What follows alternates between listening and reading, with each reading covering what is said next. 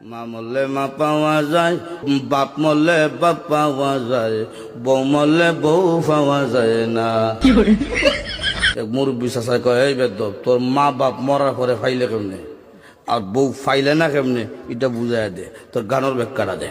চাচা, আমার বাবা যেদিন মারা গেল, তুই আমার মাথার মধ্যে হাত দিয়ে কুসলেন, কান্দিস না রে বাবা, তোর বাবা মরলে তো কি হয়েছে, আমি তো আছি। আরো কিছুদিন পরে আমার মা মারা গেল।